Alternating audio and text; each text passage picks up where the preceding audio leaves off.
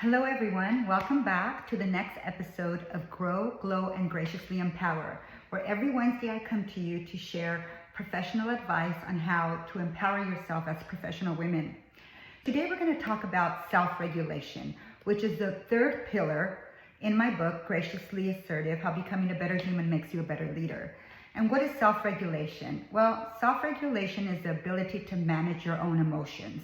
The first pillar is self-awareness. Second pillar is social awareness.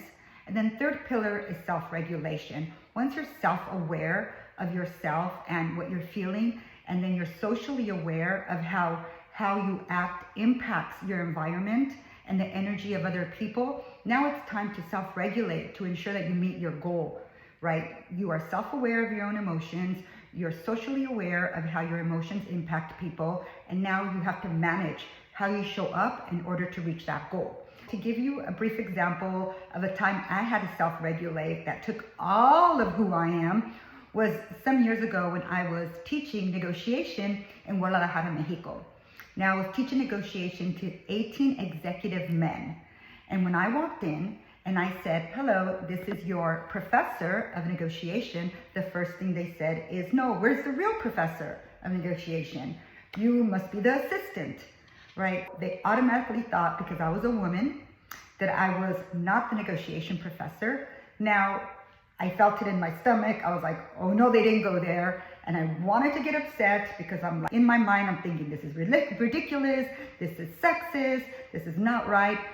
But at the same time, I needed to understand that I was in an environment where there was a lot of machismo, and I had to make a choice. What is my ultimate goal here? My ultimate goal was to have an impact on them, to develop them in 2 days, to teach them negotiation skills that would take them to the next level.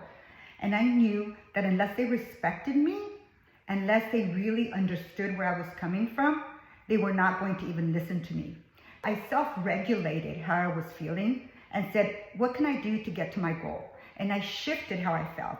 And I said, okay, gentlemen, why don't you take a seat and let me share with you a little bit of what I've learned and what I've done throughout the years. And I basically shared with them, I bragged about everything that I did.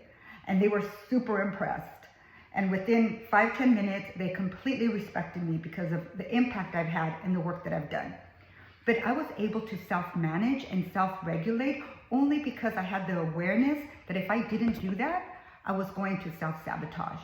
And me having a temper tantrum and being like, this is wrong, would have wasted my entire day and entire time of me being there, and I was not going to reach the outcome that I wanted to reach.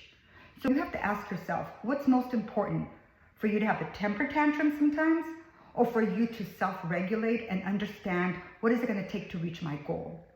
And I ended up doing a lot of business with them in the future, and we still remain great friends with many of these executive men that I worked with. Make sure that you manage your emotions to be sure to accomplish your goal, whatever that may be.